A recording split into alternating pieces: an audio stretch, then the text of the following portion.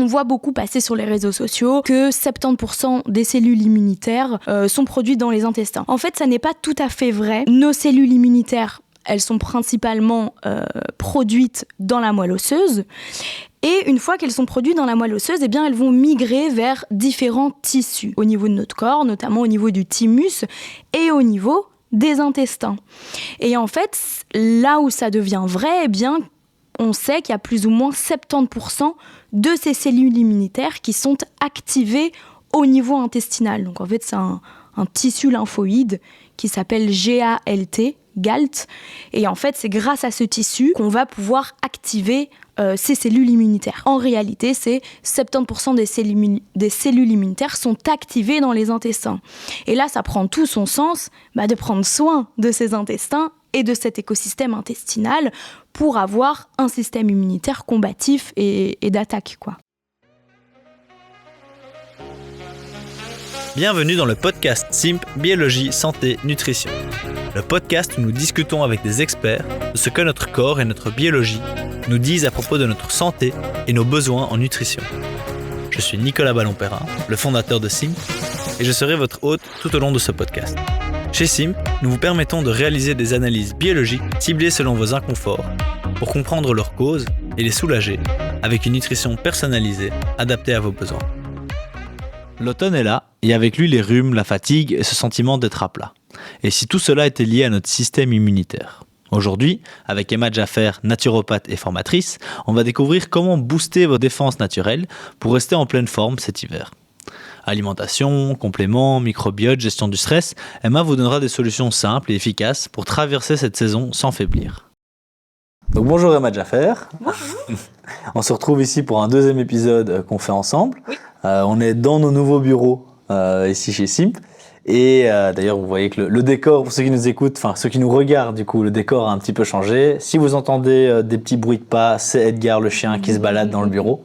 Mais donc super content de te retrouver ici pour un deuxième épisode. On avait parlé du microbiote et de la gestion du poids. Ouais. Comment tu aides tes clientes à retrouver un poids stable, notamment en travaillant l'assiette et surtout en travaillant aussi le microbiote.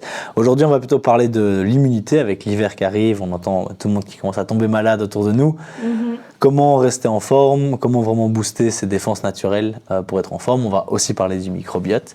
Mais avant de commencer, du coup, est-ce que tu peux déjà nous expliquer de manière assez simple ce que c'est que l'immunité ? Qu'est-ce qu'on veut dire quand on parle d'immunité ou de défense naturelle ? Oui, complètement. Pour faire très simple, le système immunitaire, c'est un peu le bouclier de notre organisme qui va nous défendre contre des agents pathogènes, donc des agents extérieurs. Et intérieur, mais bon, ça c'est encore différent. Mais en gros, c'est ce qui va permettre de combattre les bactéries, les virus, les champignons, voilà, toutes ces choses qu'on ne veut pas pour se maintenir en bonne santé. Et pourquoi est-ce que c'est important justement de renforcer son système immunitaire, spécifiquement en automne ou en hiver ? On parle souvent de ça à ce moment-là. Plutôt qu'en été. Est-ce qu'il y a un intérêt ou est-ce que on en parle généralement plus à cette période-ci de l'année ? Ouais, c'est vrai qu'on remarque de plus en plus autour de nous, il y a tout le monde qui a un peu la goutte au nez ou qui est enrhumé, qui est pris au niveau de la sphère ORL. Et en fait, il y a plusieurs explications à ça. La première chose, je dirais que c'est en fait la plupart des virus, comme le virus de la grippe par exemple. En gros, il a une membrane lipidique, donc ce qui entoure la cellule pour faire simple, de ce virus-là. Eh bien, cette membrane lipidique, elle est d'autant plus résistante quand les températures s'abaissent. Et donc, un virus plus résistant, c'est un virus qui a plus de capacité à pénétrer un système immunitaire. En gros, il est plus vaillant, le virus. Donc ça, c'est peut-être la première explication. La deuxième explication que j'aime bien donner en consultation, parce qu'on n'y pense pas forcément, c'est qu'en hiver, on passe d'autant plus de temps à l'intérieur. Et à l'intérieur, on respire le même air. Souvent, maintenant, il y a beaucoup de coworking ou au boulot, voilà, on est vraiment avec beaucoup plus de personnes. Et bien, ça, c'est propice aux microbes qui se développent d'autant plus. Il y a aussi le fait qu'en hiver, notre corps, il va d'autant plus s'occuper à maintenir une température corporelle optimale pour rester actif et en pleine santé. Et donc, le système immunitaire, il demande aussi pas mal d'énergie à notre organisme. Donc, si on a un terrain qui est un peu plus propice au virus, donc à laisser passer les agents pathogènes, eh bien on va se retrouver avec des rhumes, des grippes, des encombrements de la sphère ORL et toutes sortes de choses désagréables. Et quels sont les principaux facteurs qui affaiblissent l'immunité ? Alors, vous vous en doutez, on l'a dit dans l'intro, on va principalement mettre le microbiote intestinal en cause, puisque, alors, il y a un raccourci qui est fait hyper fréquemment, et aujourd'hui, j'ai juste envie un peu de clarifier ça. On voit beaucoup passer sur les réseaux sociaux que 70% des cellules immunitaires sont produites dans les intestins. Alors ça, c'est un raccourci qui a été fait. Donc nous, on vulgarise aussi aujourd'hui, mais j'ai quand même envie juste de souligner ça. En fait, ça n'est pas tout à fait vrai, dans le sens où nos cellules immunitaires, elles sont principalement produites dans la moelle osseuse. Et une fois qu'elles sont produites dans la moelle osseuse, eh bien, elles vont migrer vers différents tissus. Au niveau de différents tissus au niveau de notre corps, notamment au niveau du thymus et au niveau des intestins. Et en fait, là où ça devient vrai, eh bien, on sait qu'il y a plus ou moins 70% de ces cellules immunitaires qui sont activées au niveau intestinal. Donc en fait, c'est un tissu lymphoïde qui s'appelle GALT. Et en fait, c'est grâce à ce tissu qu'on va pouvoir activer ces cellules immunitaires. Donc, c'est un raccourci quand on dit 70% des cellules immunitaires se trouvent dans les intestins. En réalité, c'est 70% des cellules immunitaires sont activées dans les intestins. Et là, ça prend tout son sens de prendre soin de ces intestins et de cet écosystème intestinal pour avoir un système immunitaire combatif et d'attaque, quoi. Ouais. Et qu'est-ce qui se passe du coup à quel moment est-ce que du coup les intestins ne sont plus capables d'activer correctement ces cellules immunitaires? Qu'est-ce qui cause en fait ce déficit ou cette difficulté à activer? Ouais. Il y a plusieurs facteurs, notamment, je dirais que les deux principaux facteurs, eh bien, c'est une inflammation au niveau intestinal, donc ça on en a déjà parlé dans plusieurs podcasts, et notamment dû à un déséquilibre de ce fameux microbiote, donc un déséquilibre de certaines bactéries, de certains virus non pathogènes, donc qui sont vraiment bons pour nous, qui vivent au sein de nos intestins, de phages, de champignons, etc. Et en fait, dès lors qu'il y a un déséquilibre de ces familles-là, eh bien, les intestins vont se retrouver en inflammation, en état inflammatoire. Et en fait, à partir de ce moment-là, eh ben, l'écosystème est complètement déréglé. Et donc, certaines réactions qui se font normalement ne se font plus de manière optimale. On en a déjà parlé, mais je crois que ça peut être intéressant. Du coup, peut-être que tu réexpliques ici juste qu'est-ce qui se passe quand il y a une inflammation intestinale, à quoi ça ressemble un peu cette inflammation intestinale. Oui.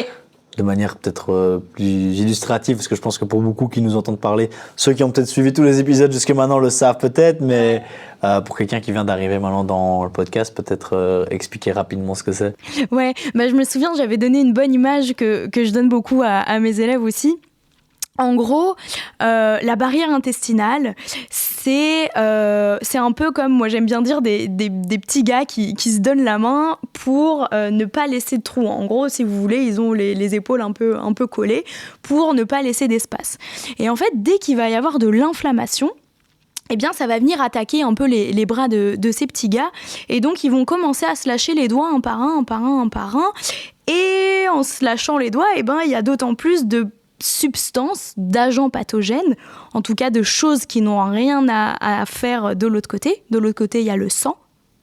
Et donc, pour imager, et donc, eh ben, certaines toxines, certains déchets métaboliques vont passer la barrière intestinale sauf que ça n'a rien à faire de l'autre côté. Oui, surtout si tu expliquais plutôt que les virus ont tendance à être plus résistants en hiver et donc ils ont déjà une facilité à passer. Alors si en plus tu as ta barrière intestinale qui est dégradée ou inflammée ou qui laisse les petits bonhommes ne se tiennent plus bien à la main, voilà. Alors ça laisse passer d'autant plus de virus qui vont causer les rhumes et tout ça. Complètement.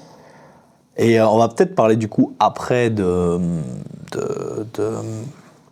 ce qu'on peut faire au niveau de l'assiette, parce que le microbiote, j'imagine qu'il y a une grosse partie qui se joue dans l'assiette de comment garder son microbiote en forme et ne pas enflammer son microbiote ou le désenflammer. Mais est-ce qu'il y a d'autres facteurs après, j'imagine qu'il y a beaucoup de facteurs, on ne va pas tout couvrir ici, on n'est pas dans un cours de médecine non plus, mais est-ce qu'il y a d'autres gros facteurs qui sont fortement liés à quelqu'un qui va avoir une immunité plus faible, hors maladie de nouveau, on est toujours hors maladie ici, hors déficience immunitaire maladive, on parle vraiment de quelqu'un de sain, de quelqu'un qui n'est pas malade, qui est en forme, mais qui sent qu'en hiver, il est plus atteint par des rhumes ou une fatigue ou autre. Ouais. Je mets à remettre le cadre, c'est juste parce qu'il y a certaines personnes qui ont des maladies immunitaires, mais ça c'est un tout autre sujet qu'on discutera peut-être avec un immunologue ou autre. Beaucoup donc, plus précis. Est-ce qu'il y a d'autres facteurs qui peuvent affaiblir l'immunité dont on a envie de parler ici ? Complètement, ouais. Bah, c'est un peu les facteurs de base.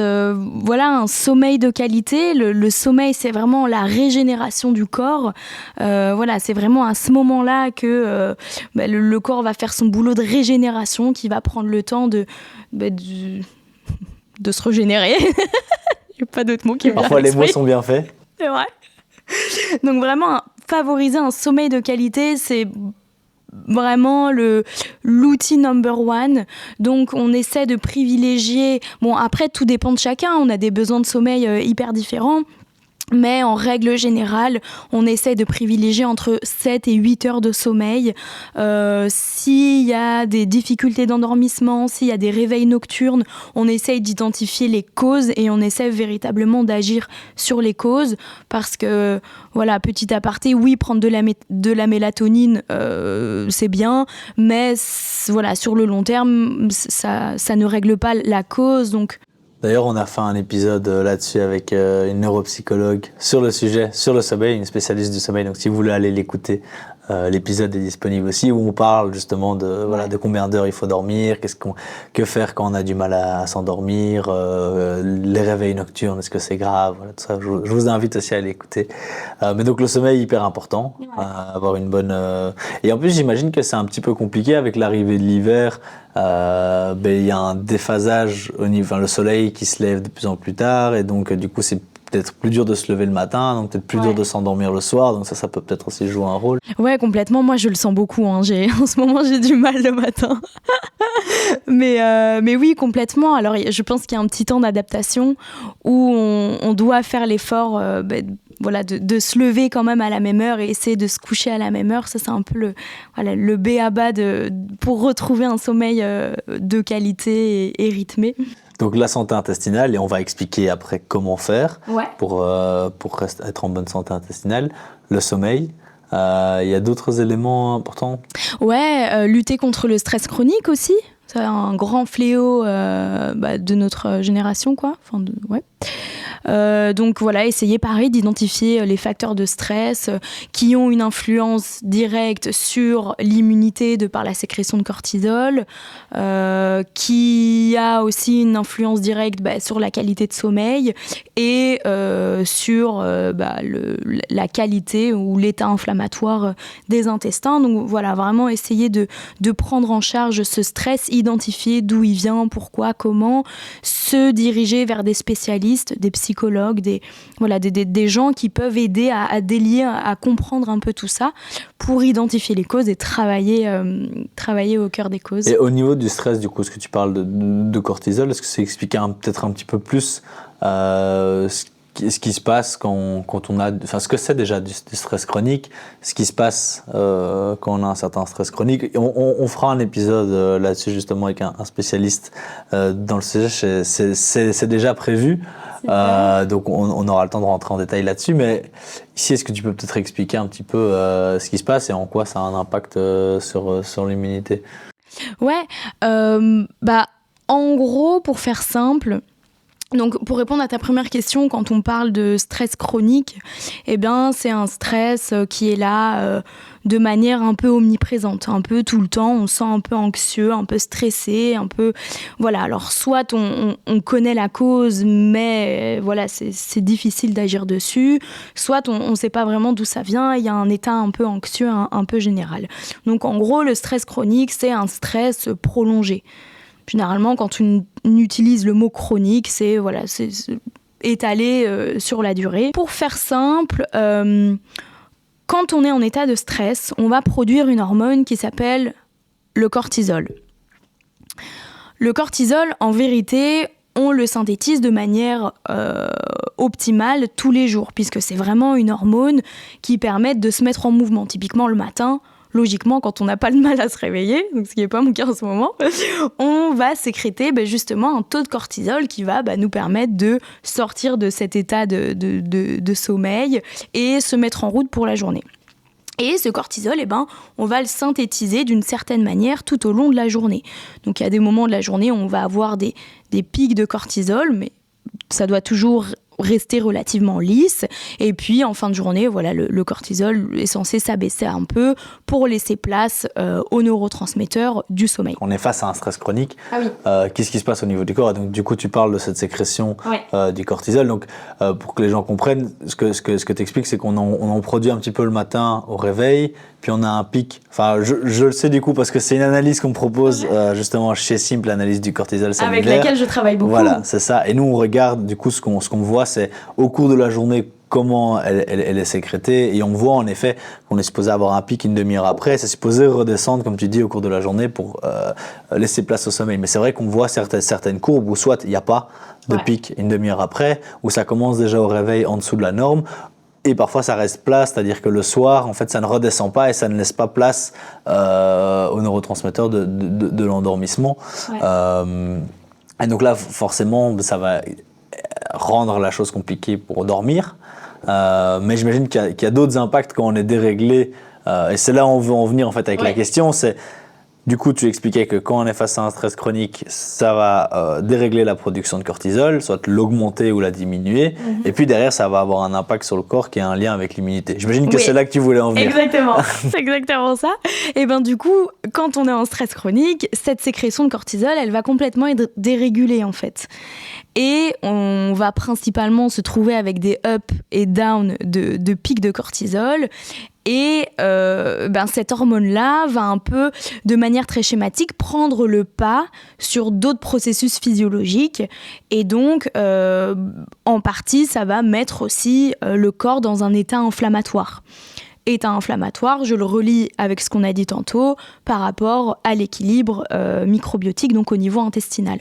Donc c'est dans ce sens-là que le stress chronique influe sur le système immunitaire aussi. C'est ça. Mais donc au final, on en revient à ta première cause qui était la santé intestinale, mais ici elle va être impactée par le stress. C'est ça. Donc la santé intestinale, le sommeil et le stress, mais qui eux deux impactent sur la santé intestinale. Complètement. Donc du coup, comme tu as dit, faire attention à son sommeil, voir ce qu'on peut faire. Au niveau du stress, identifier les sources de stress et voir comment voir peut-être son taux de cortisol et voir aussi quelles sources de stress chronique on peut régler. Parce que comme tu disais, parfois il y a des choses qu'on ne sait pas régler. Voilà. Mais par contre, quelque chose qu'on peut tous faire, c'est travailler son assiette. Pour avoir une alimentation. Maintenant, on voit souvent sur des vidéos sur YouTube où je vois alimentation non inflammatoire. Après, je pense que c'est un petit peu un logo qu'on a mis sur la chose. Mais qu'est-ce que c'est qu'une alimentation anti-inflammatoire, s'il faut essayer de déconstruire un petit peu ce que les gens veulent dire par alimentation. Souvent, je vois batch cooking, alimentation anti-inflammatoire, cuisiner pour la semaine. Qu'est-ce que c'est qu'une alimentation anti-inflammatoire ? Ça va être une alimentation qui a une dominance d'aliments qui sont non inflammatoires pour l'organisme. Donc typiquement, les viandes rouges, les produits laitiers qu'on trouve dans le commerce, les céréales raffinées, les sucres raffinés, ça, ce sont des aliments qui favorisent l'inflammation, encore une fois, notamment au niveau intestinal. On revient beaucoup, moi j'y reviens beaucoup en règle générale au microbiote, mais là, surtout dans cette thématique de l'immunité, on revient énormément à cet écosystème qu'on doit maintenir vraiment stable. Et donc, une alimentation anti-inflammatoire, eh bien, ça va être une alimentation où on limite, ce qui ne veut pas du tout dire supprimer, mais ce qui veut dire, c'est trouver une balance entre les aliments inflammatoires et les aliments anti-inflammatoires. Et les anti-inflammatoires, je crois que j'anticipe la question. Vas-y. Ça va être tout ce qui est produits bruts, donc les fruits, légumes de qualité en général, et puis des céréales complètes de qualité aussi. En fait, tout ce qui va être hors viande rouge, produits laitiers de mauvaise qualité. De mauvaise qualité, pour faire rapide, j'entends par là les produits laitiers qu'on trouve au supermarché. Tout simplement parce que ce sont des produits laitiers qui sont stérilisés. Et quand on les stérilise, en fait, on les fait chauffer à haute température pour éviter et pour enlever toutes les bactéries potentiellement pathogènes. Sauf qu'en faisant ça, eh bien, on élimine aussi plusieurs vitamines et plusieurs acides gras qui ont des vertus anti-inflammatoires, notamment les oméga 3, ils passent à la trappe. Et donc, on se retrouve avec des produits laitiers qui sont d'autant plus riches en oméga 6, et un déséquilibre entre les oméga 3 et les oméga 6, et ça c'est pro-inflammatoire pour l'organisme. Donc c'est tout ce que je voulais dire. Donc continuez à manger des produits laitiers, il n'y a pas de souci, oui. Mais c'est plutôt au niveau de la qualité, aller chez un fromager, aller dans des produits peut-être un peu plus, moins transformés au final, où il y a moins d'étapes, et il y a moins de... c'est toujours quand on va produire pour qu'il y ait beaucoup et que ça reste longtemps sur les étagères, il ne faut pas que ça pourrisse, il ne faut pas qu'il y ait des bactéries, et donc forcément c'est stérile, et notre organisme ne va pas savoir se battre s'il n'a pas les bactéries, si on ne lui donne pas assez de bactéries, lui ne va pas savoir se battre contre d'autres bactéries. Ouais, complètement. Et petite parenthèse, parfois on me dit sur Instagram ou quoi, quand je parle un peu de nutrition comme ça, oui mais ça coûte cher. Je vous assure, allez chez votre petit producteur si vous avez la chance d'en avoir un, ou allez dans des magasins bio qui proposent du vrac, ça coûte vachement moins cher que tous les produits transformés. T'as un exemple de magasin en vrac? Je dis ça pour les auditeurs parce qu'on se croise, Emma et moi on se croise parfois au magasin bio en vrac. Qui a ouvert juste à côté de chez nous. C'est qui est De Barn. Alors, on en place une petite, c'est absolument pas rémunéré, c'est absolument pas une collaboration commerciale, mais c'est un super magasin, donc je pense que ça vaut la peine de le dire. Et en effet, moi quand je compare là, quand je vais chercher du bio en grande surface ou du bio chez eux, c'est clairement moins cher d'acheter chez eux. Et au final, oui, il y a certains produits qui sont plus chers, mais j'en consomme moins, et ces produits généralement sont aussi des produits qu'il faut de préférence consommer un peu moins, que ce soit au niveau des produits laitiers ou encore des jus les fromages, ça va. En vrai, même les fromages, si je prends 6 tranches de Gouda, ça me coûte moins cher que les 6 tranches de Gouda en grande surface. Mais les viandes, par contre, les viandes sont beaucoup plus chères. Mais au final, si tu diminues ta consommation de viande par 2, tu peux te permettre de la meilleure qualité. Tu peux mettre 2 fois le prix dedans. À fond. Ouais, et puis se demander aussi pourquoi, peut-être qu'on s'éloigne un peu du sujet, mais juste se demander pourquoi ton poulet au magasin bio, il te coûte 15 € et pourquoi au supermarché, il te coûte 3 €. C'est une vraie question aussi, je pense, à se poser. Et c'est important d'y réfléchir aussi. Tu as parlé de l'équilibre oméga 3, oméga 6, et l'impact que ça a du coup sur l'inflammation et sur l'immunité. Tu sais un petit peu... C'est quoi les oméga 3 ? On entend toujours, depuis qu'on est tout petit, on parle d'oméga 3. On recevait des gélules de l'huile de foie de morue quand on était petit, c'était vraiment pas bon. Aujourd'hui, ça a un petit peu évolué. Et qu'est-ce que c'est que ces oméga 3 ? Alors, les oméga 3, c'est un acide gras, donc une forme d'acide gras qu'on retrouve dans l'alimentation. Donc en fait... les oméga 3, principalement, il y a plusieurs sortes d'oméga 3. En gros, il y a 3 molécules différentes. Il y a les ALA, qu'on trouve principalement dans tout ce qui est végétaux, en fait, dans tout ce qui va être les graines de lin, les graines de chia, les oléagineux, les huiles d'oléagineux, etc. Donc, typiquement, quand on a un régime plus végétarien ou végétalien, souvent, on se dirige vers ça.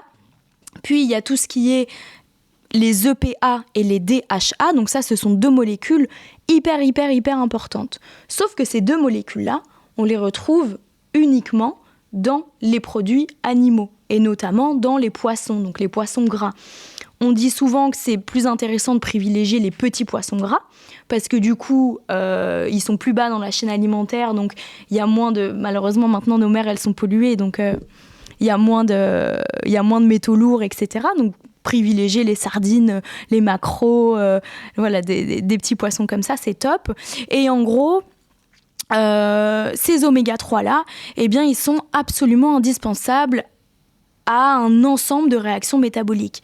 Typiquement, chaque cellule qui nous compose, eh ben, elles ont une membrane lipidique, comme le virus de la grippe, exactement. Et cette membrane lipidique, elle va être hyper importante, notamment pour l'assimilation des micronutriments.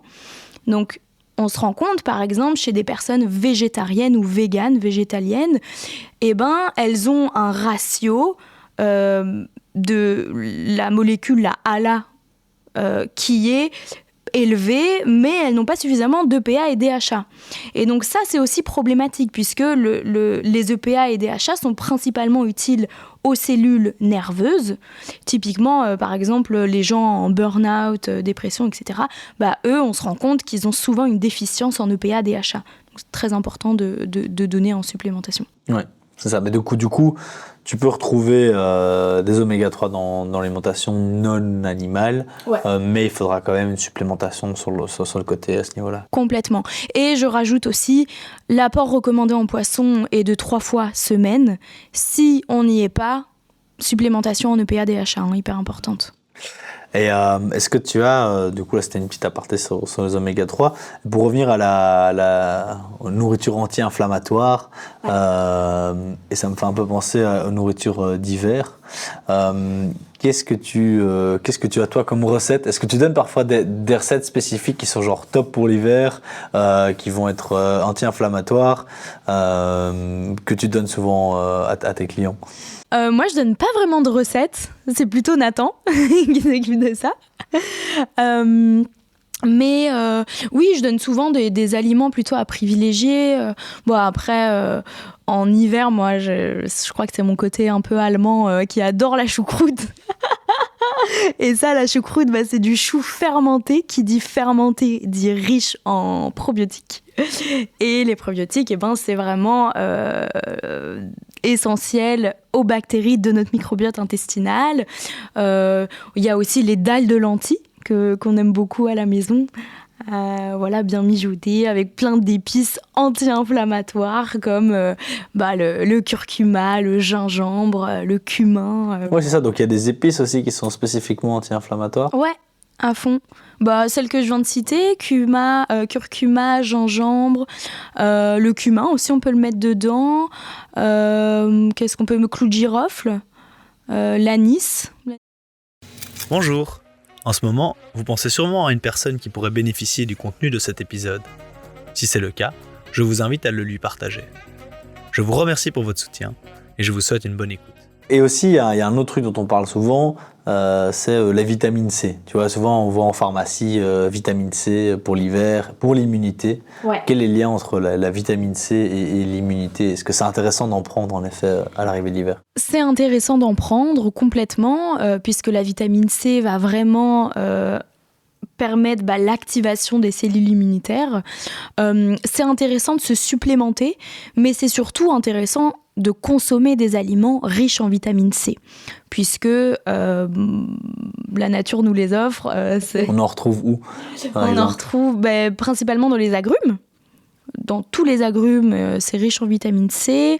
Dans les poivrons verts, dans les baies aussi, elles sont riches en vitamine C, donc tout ce qui va être fruits rouges. En plus, il y a des vertus antioxydantes, donc ça, c'est top. Donc ouais, le cassis, la myrtille, les framboises, les mûres, tout ça va être riche en vitamine C. Les kiwis aussi, très riches en vitamine C. Voilà. Donc du coup, tu disais un petit peu éviter tout ce qui est... aliments transformés, ou en tout cas nourriture inflammatoire. Donc tu parlais des viandes rouges, tu parlais du coup des produits laitiers qui sont pas de bonne qualité, ou enfin en tout cas plus industriels. Tu as parlé rapidement aussi des glucides raffinés. Est-ce que tu peux un petit peu détailler ça? Je vais peut-être terminer la liste. Donc, du coup, tu as dit les nourritures inflammatoires comme la viande rouge, les produits laitiers de mauvaise qualité, les glucides raffinés. Voilà, ça c'est la liste des produits inflammatoires. On a parlé de produits spécifiquement anti-inflammatoires comme les épices dont tu as parlé, le gingembre, le curcuma, tout ça à faire dans des préparations avec des fibres, comme les lentilles, par exemple. Donc, tout ça pour aider à soutenir le microbiote. Et puis après, tu as parlé de vitamine C. Il y a encore 2 sujets en fait, que je trouve qu'on n'a pas assez approfondis. C'est premièrement, qu'est-ce que sont les glucides raffinés, et puis deuxièmement, qu'est-ce que sont les fibres. Je sais qu'on en parle, on en a déjà parlé dans plusieurs épisodes, mais je trouve ça toujours intéressant de le remettre en contexte, surtout ici dans ce contexte-ci. On va peut-être commencer par les glucides raffinés. Les glucides raffinés, basiquement, c'est le sucre blanc en fait, le sucre de table blanc qu'on essaie d'éliminer un maximum, voire de complètement, de supprimer le plus possible, puisque ce sucre blanc, c'est un véritable poison, notamment pour les bactéries intestinales. Donc, ça ne veut pas dire de plus manger de sucre, pas du tout, mais typiquement, en ce moment, on peut plutôt se diriger vers du miel, qui a des vertus notamment antibactériennes, donc hyper intéressantes. Et puis maintenant, notamment en magasin bio, on trouve un tas d'autres alternatives. Donc ce sont des sucres non raffinés. Et là, il y a par exemple le sucre de coco, le sucre de canne non raffiné qu'on appelle le rapadura. On a le xylitol. Alors attention que ce soit pas du xylitol chimique, mais bien du xylitol naturel. Donc ça, en fait, c'est extrait de la sève de bouleau. Donc on est vraiment sur des procédés d'extraction qui n'ont rien à voir avec la fabrication du sucre blanc qui est très chimique. On essaie d'aller vers des sucres beaucoup plus naturels. Et on parle aussi des glucides raffinés dans les farines, dans la farine blanche, c'est ça? Parce qu'on dit glucides raffinés, tout ce qui est pâtes, pain. Est-ce qu'il faut arrêter de manger du pain? Par exemple, ou est-ce qu'il y a d'autres alternatives Alors, non, il ne faut pas arrêter de manger du pain. Il ne faut pas arrêter de manger des pâtes non plus. Encore une fois, tout va être question de qualité. Bon, là, on ne parle pas d'intolérance au gluten, etc. Ou d'allergie, ou de... Voilà. Mais, encore une fois, tout va être question de qualité, puisque... notamment le pain qu'on retrouve, ou les pâtes, on va parler du pain, le pain qu'on retrouve dans les supermarchés, c'est du pain qui est pétri en cuve en aluminium, dans lequel on rajoute plein de levures chimiques, on ne le laisse pas reposer, c'est de la farine blanche de piètre qualité, et donc ça va être un pain inflammatoire. En revanche, un pain qu'on achète chez son petit boulanger ou en magasin bio, où là, ça a été fait par des artisans boulangers qui utilisent des farines de meilleure qualité. Le mieux, ce sont quand même des farines bio. Et eux, ils vont prendre le temps vraiment de pétrir la pâte, de laisser monter notamment si on se dirige vers des pains au levain, donc là ce sont des levures de fermentation, donc qui vont permettre à la pâte de gonfler de manière naturelle et non chimique, et donc là on va avoir un pain de bonne qualité qui n'est pas inflammatoire pour l'organisme. Encore faut-il qu'au niveau intestinal on puisse digérer convenablement ce fameux gluten. Oui, c'est ça. On parle de personnes qui savent manger du pain sans problème. Moi maintenant, quand je vais chez De Barn par exemple, je vois 10 types de pains différents et je peux être un peu perdu parfois, de savoir lequel est-ce que je dois choisir, lequel est meilleur, pourquoi il y a 10 noms de farine différentes. Qu'est-ce que tu recommandes? Est-ce qu'à un moment c'est une question de goût ou est-ce qu'il y en a certains qui sont meilleurs que d'autres? Alors je dirais qu'en règle générale le mieux c'est de se tourner vers des grains anciens, donc tout ce qui est épeautre, camoute, seigle, sarrasin. Et parce que ces grains-là sont plus ou moins dans le même état que les grains d'il y a 50 ans. C'est-à-dire qu'en fait, aujourd'hui, les gluten modernes, le blé moderne, donc celui qui est utilisé par les agro-industriels, il a tellement été modifié, donc sa structure moléculaire a tellement été modifiée que c'est relativement difficile pour notre organisme de le reconnaître et de le digérer convenablement. Donc plutôt se diriger vers des grains anciens. Après, chez The Barn, la plupart, ils ont des grains anciens. Il y a le choix. À fond. Mais du coup, à ce moment-là, tu vas à ton goût. C'est ça. Et donc, favoriser peut-être le grain ancien, style Kamut et Pôtre et autres. Mais donc, du coup, je suis content qu'on ait couvert un peu cette partie-là de glucides raffinés, parce que c'est déjà tout un monde. Et moi aussi, souvent, je reçois la question est-ce que je dois arrêter de manger du pain ? Quel pain est-ce que je dois choisir ? Et en effet, comme tu disais, je crois que c'est une question de quantité, une question de qualité. Mais il ne faut pas spécialement arrêter de manger du pain. Surtout que c'est très bon le pain. Voilà, exactement. Ça, c'était la première question. Et puis après, dans l'autre chose que tu as mentionnée, qui était l'apport en aliments anti-inflammatoires, et puis après les aliments, comme tu disais, comme la choucroute, qui vont aider à favoriser le développement d'un bon microbiote. Encore faut-il savoir la digérer, la choucroute, parce qu'il y a certaines personnes qui, on se rend compte en faisant les analyses, ont un microbiote plutôt de fermentation, et donc eux vont moins bien les digérer. Il faut d'abord retravailler le truc en amont avant qu'ils puissent réintégrer ça.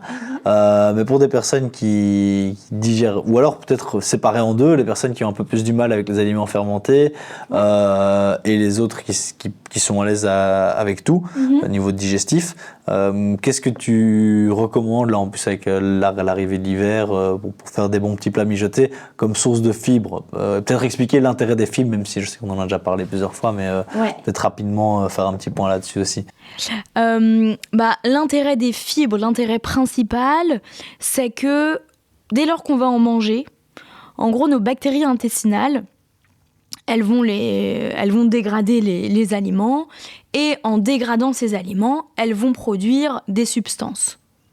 Et ces substances-là, elles vont venir nourrir la muqueuse intestinale dont on parlait tout à l'heure, les petits soldats qui se tiennent la main.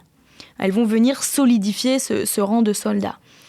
Donc, les fibres, ça doit vraiment être la base de notre alimentation. On doit vraiment en avoir à tous les repas. Et j'insiste vraiment dessus parce que sur le terrain, on se rend compte qu'on ne consomme pas suffisamment de fibres.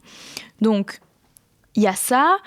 Pour les personnes qui ont un système digestif qui fonctionne de manière optimale, fibres, en fait, c'est tout ce qui va être légumes, fruits et légumineuses. Donc, les lentilles, les pois chiches, ça rentre dans les légumineuses. Et donc, tout ça, ce sont des fibres. Ok. Et là-dedans, il y en a qui sont, j'imagine, qui ont une teneur plus haute en fibres que d'autres. Notamment les aliments fermentés, j'imagine. C'est là-dessus que tu allais rebondir. Ouais. Mais certaines personnes ont un peu du mal avec certains aliments fermentés. Complètement. Donc, pour les personnes qui ont du mal avec les aliments fermentés, on peut se diriger vers des légumes qui sont riches en prébiotiques. Et parmi eux, on retrouve par exemple le poireau, on retrouve l'ail, on retrouve le brocoli. Où ce sont des aliments, même si tu ne tolères pas les aliments fermentés, là, il n'y aura aucun souci au niveau digestif. Puisqu'en gros, pour faire court, les aliments fermentés, ils sont riches en probiotiques. Donc, ce sont des souches bactériennes. En fait, quand on fermente quelque chose, il y a une prolifération bactérienne. Et en mangeant ces aliments-là, on vient de manière ponctuelle déséquilibrer le microbiote, puisqu'on vient intégrer des souches bactériennes. Sauf que dans les aliments prébiotiques, donc tout à l'heure, je te disais, quand on mange des fibres, nos bactéries intestinales vont produire certaines substances qui vont nourrir la muqueuse intestinale. Les aliments prébiotiques, ils vont venir vraiment, ça va être le carburant essentiel de nos bactéries intestinales.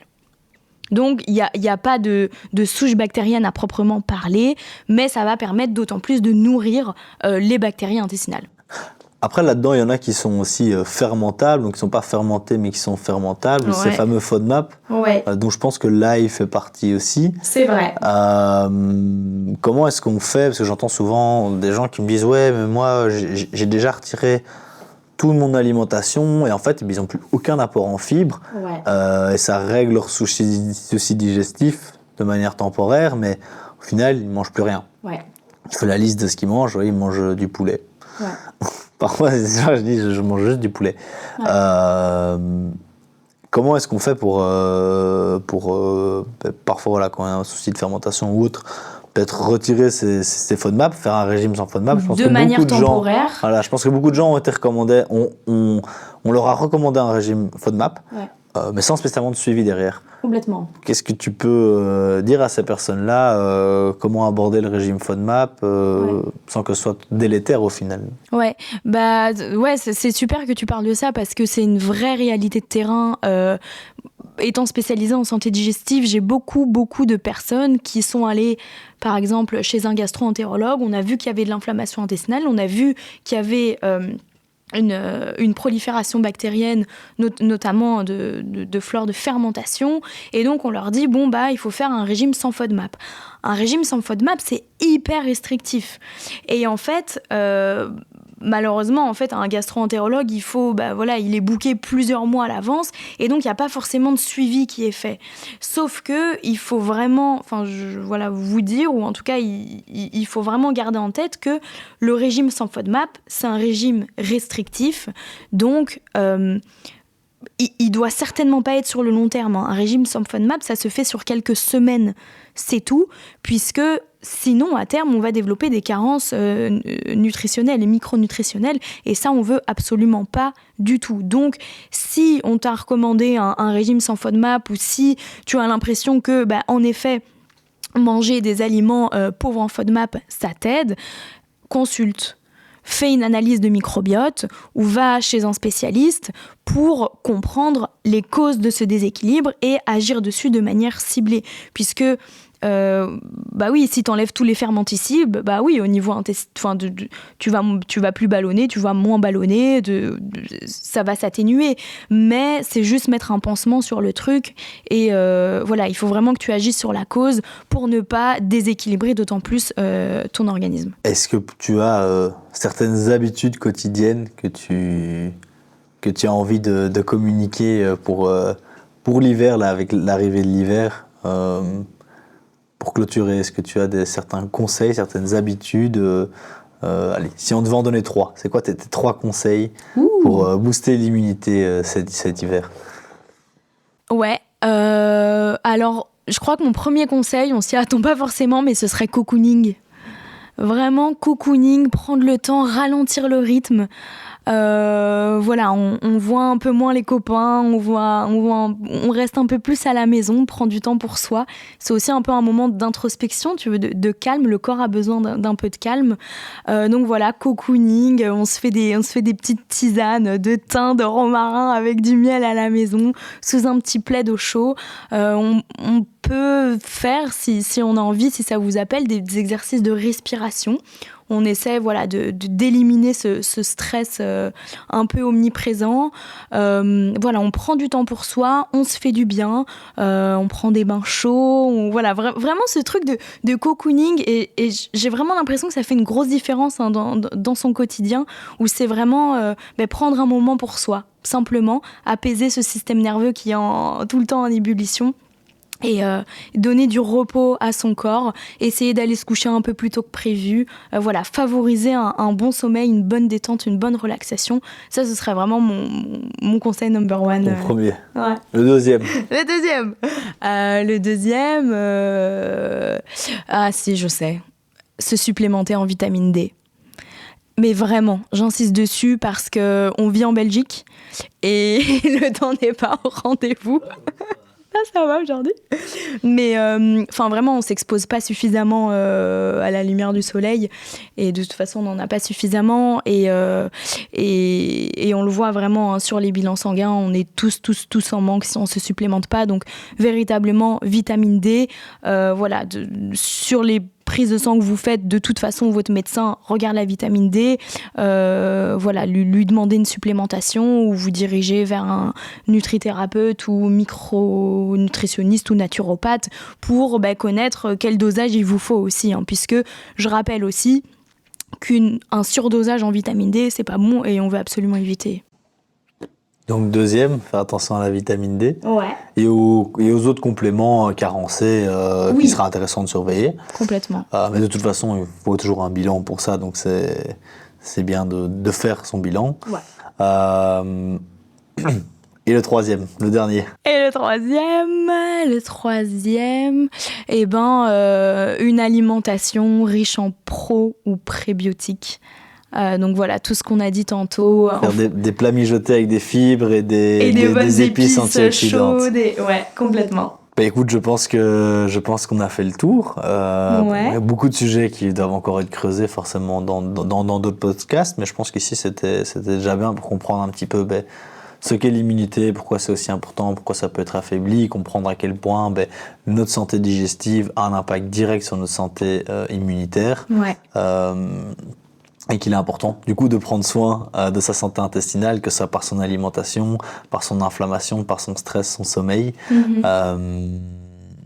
Et voilà, prenez soin de vous. Prenez soin de vous. Avec l'arrivée de l'hiver. Je ne sais pas si tu as un dernier mot à... Non, prenez soin de vous, prenez du temps pour vous, c'est vraiment hyper important. Écoutez, Emma, je te remercie en tout cas, j'espère que cet épisode vous a plu. Si c'est le cas, n'hésitez pas à le partager avec quelqu'un qui en aurait besoin, n'hésitez pas à liker l'épisode, à vous abonner à la chaîne. C'est un petit geste, mais ça nous aide beaucoup dans cette aventure qui est de faire un podcast. Ouais. Mais on prend toujours beaucoup de plaisir à le faire, et donc voilà, prenez soin de vous cet hiver, et à bientôt. Oui. Bonjour. En ce moment, vous pensez sûrement à une personne qui pourrait bénéficier du contenu de cet épisode. Si c'est le cas, je vous invite à le lui partager. Je vous remercie pour votre soutien